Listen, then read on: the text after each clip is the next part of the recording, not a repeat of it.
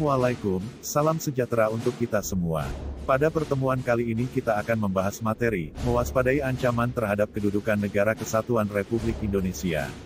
Untuk membangkitkan semangat persatuan, mari kita menyanyikan lagu nasional berikut.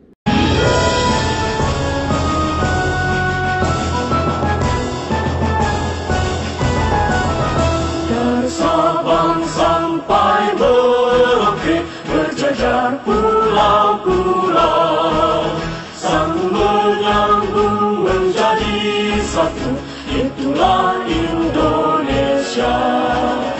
Indonesia tanah airku, aku berjanji padamu, menjunjung tanah airku Indonesia.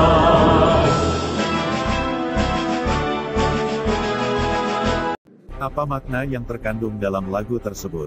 Dalam lagu tersebut ditegaskan bahwa negara kita adalah negara yang luas dengan keunikan setiap wilayahnya.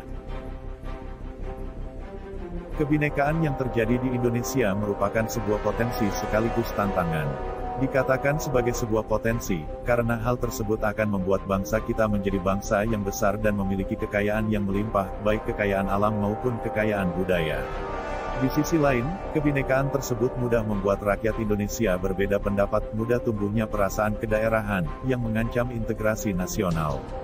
Pada bab ini kalian akan diajak untuk mendalami strategi dalam membangun integrasi nasional, sehingga pada akhirnya nanti kalian diharapkan dapat mengenali berbagai macam jenis ancaman bagi integrasi bangsa Indonesia dan menganalisis strategi yang diterapkan bangsa Indonesia dalam mengatasi ancaman-ancaman tersebut. Menelaah ancaman terhadap integrasi nasional.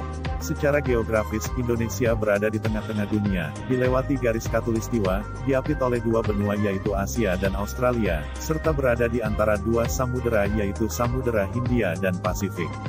Kondisi tersebut menunjukkan bahwa wilayah Indonesia berada pada posisi silang yang sangat strategis, memungkinkan negara kita menjadi persimpangan antar negara.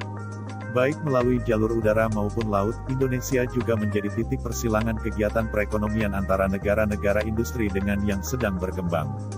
Antara lain seperti Korea, Jepang, Tiongkok dengan negara-negara di Afrika dan Eropa.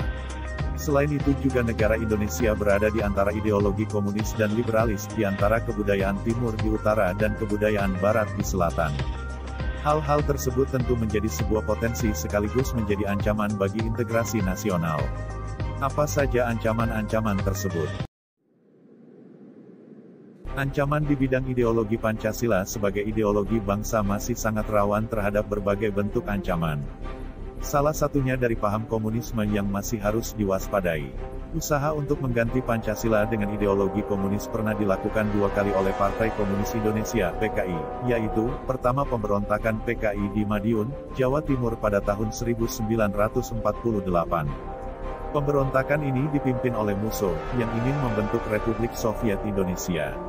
Pemberontakan untuk mengubah ideologi Pancasila yang selanjutnya pernah juga dilakukan dengan adanya pemberontakan DITII, yang menginginkan pembentukan NII, Negara Islam Indonesia, dipimpin oleh Kartosuwiryo pada tahun 1949.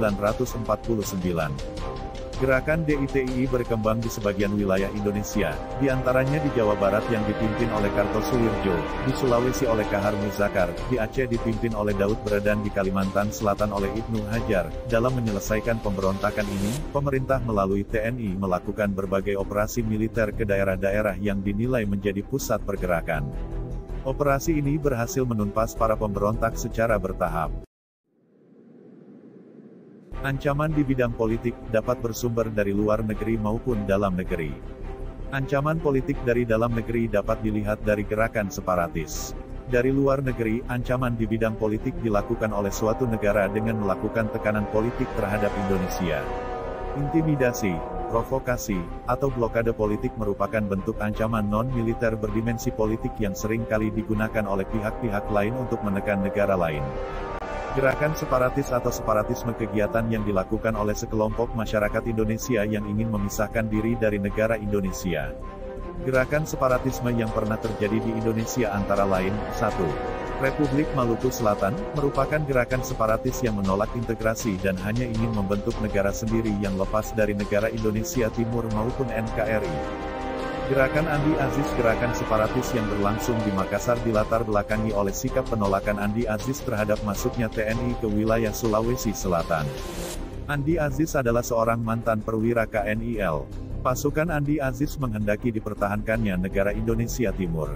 PRRI, Permesta Gerakan PRRI, Permesta terjadi disebabkan hubungan tidak harmonis antara pemerintah pusat dan daerah, terutama di Sulawesi dan Sumatera. Kedua daerah tersebut merasa tidak puas dengan otonomi daerah dan perimbanan keuangan antara pusat dan daerah. Ancaman separatisme dapat menempuh pola perjuangan politik tanpa senjata dan perjuangan bersenjata. Pola perjuangan tidak bersenjata sering ditempuh untuk menarik simpati masyarakat internasional. Oleh karena itu, separatisme sulit dihadapi dengan menggunakan kekuatan militer. Hal ini membuktikan bahwa ancaman di bidang politik memiliki tingkat resiko yang besar yang mengancam kedaulatan, keutuhan, dan keselamatan bangsa.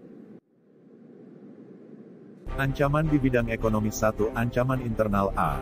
Inflasi, adalah kemerosotan nilai uang karena banyaknya dan cepatnya uang beredar sehingga menyebabkan naiknya harga barang-barang. B. Pengangguran. C. Infrastruktur, sarana dan prasarana yang tidak memadai. D. Kebijakan ekonomi yang merugikan rakyat. 2. Ancaman eksternal. A. Ketergantungan terhadap asing, adalah kehidupan ekonomi negara-negara tertentu dipengaruhi oleh perkembangan dan ekspansi dari kehidupan ekonomi negara-negara lain, di mana negara-negara tertentu ini hanya berperan sebagai penerima akibat saja. B.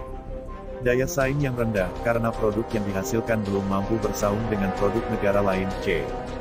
Kinerja ekonomi yang buruk, hasil atau tingkat keberhasilan seseorang secara keseluruhan selama periode tertentu dalam melaksanakan tugas. Ancaman di bidang sosial dan budaya. Ancaman yang berdimensi sosial budaya dapat dibedakan atas ancaman dari dalam, dan ancaman dari luar. Ancaman dari dalam didorong oleh isu-isu kemiskinan, kebodohan, keterbelakangan, dan ketidakadilan. Isu tersebut menjadi titik pangkal timbulnya permasalahan, seperti separatisme, terorisme, kekerasan, dan bencana akibat perbuatan manusia. Ancaman dari luar timbul sebagai akibat dari pengaruh negatif globalisasi, di antaranya adalah 1. Munculnya gaya hidup konsumtif dan selalu mengkonsumsi barang-barang dari luar negeri. 2. Munculnya sifat hedonisme, yaitu kenikmatan pribadi dianggap sebagai suatu nilai hidup tertinggi. Hal ini membuat manusia suka memaksakan diri untuk mencapai kepuasan dan kenikmatan pribadinya tersebut, meskipun harus melanggar norma-norma yang berlaku di masyarakat. Seperti mabuk-mabukan, pergaulan bebas, foya-foya, dan sebagainya. 3. Adanya sikap individualisme.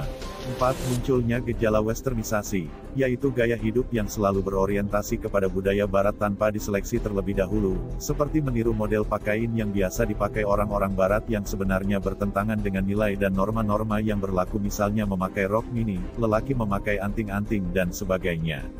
5. Semakin memudarnya semangat gotong royong, solidaritas, kepedulian dan kesetiakawanan sosial. 6. Semakin lunturnya nilai-nilai keagamaan dalam kehidupan bermasyarakat. Ancaman di bidang pertahanan dan keamanan. Wujud ancaman di bidang pertahanan dan keamanan pada umumnya berupa ancaman militer.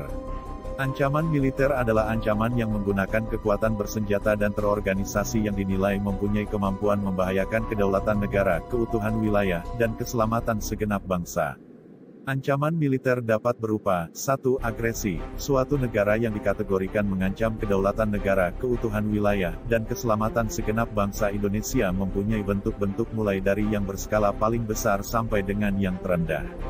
Invasi merupakan bentuk agresi yang berskala paling besar dengan menggunakan kekuatan militer bersenjata yang dikerahkan untuk menyerang dan menduduki wilayah Indonesia.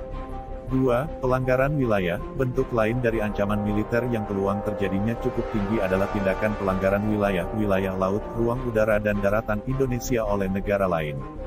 Konsekuensi Indonesia yang memiliki wilayah yang sangat luas dan terbuka berpotensi terjadinya pelanggaran wilayah. 3. Pemberontakan bersenjata. Pemberontakan bersenjata melawan pemerintah Indonesia yang sah merupakan bentuk ancaman militer yang dapat merongrong kewibawaan negara dan jalannya roda pemerintahan. 4. Sabotase dan spionase. Indonesia memiliki sejumlah objek vital nasional dan instalasi strategis yang rawan terhadap aksi sabotase, sehingga harus dilindungi. Kegiatan spionase dilakukan oleh agen-agen rahasia dalam mencari dan mendapatkan rahasia pertahanan negara dari negara lain. 5. Aksi teror, merupakan bentuk kegiatan terorisme yang mengancam keselamatan bangsa dengan menebarkan rasa ketakutan yang mendalam serta menimbulkan korban tanpa mengenal rasa peri kemanusiaan. 6. Ancaman keamanan laut dan udara. Kondisi geografi Indonesia dengan wilayah perairan serta wilayah udara Indonesia yang terbentang pada pelintasan transportasi dunia yang padat baik transportasi maritim maupun dirgantara, berimplikasi terhadap tingginya potensi gangguan ancaman keamanan laut dan udara. 7. Konflik komunal. Gangguan keamanan dalam negeri yang terjadi antar kelompok masyarakat.